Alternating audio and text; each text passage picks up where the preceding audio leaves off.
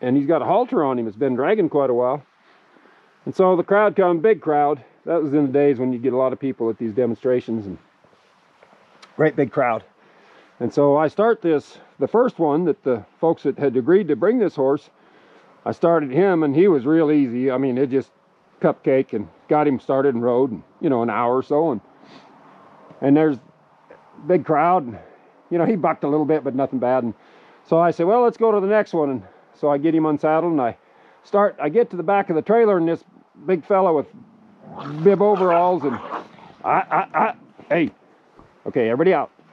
This fella with bib overalls, and you, if you've been around there, you know who I'm talking about. He's an old-time hand that's been around, and didn't care what he looked like. He just cared what he did. And anyway, I was about to open the door, and he says, son, I thought you were another one of them BS artists. He didn't say BS. Artists that come in here and start these colts. And he says, I can see you've been around some. He said, this is a bronco.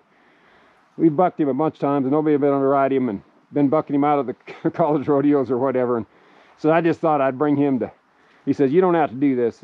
And boy, that just made me mad. And so I said, okay, get out of my way. I opened the trailer gate, and I got this horse come snorting out of that trailer, and I got a hold of the end of that halter rope, and I went to popping his tail and yanking and jerking on him, and popping him around and really putting a lot of pressure on him. And every time he stopped his feet, I'd go to him. And well, anyway, I got him saddled quick, and I stepped on him and rode him, and he didn't buck a jump, and I kept his head, and I stepped off him, and I said, all right, any more of you Texas SOBs? And I didn't say SOBs either. I was mad. You got something you think's rank, bring him on. I'll take care of him for you. Us Montana boys will take care of him for you.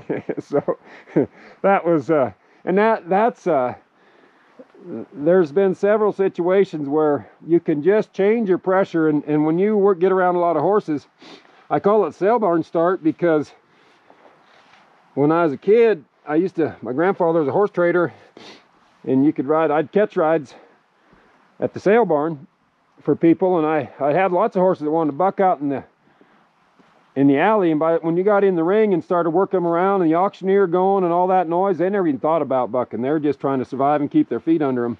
So anyway, I'm real happy this morning, so I'm going to go let him eat, and we'll come back this afternoon and work him quite a bit more.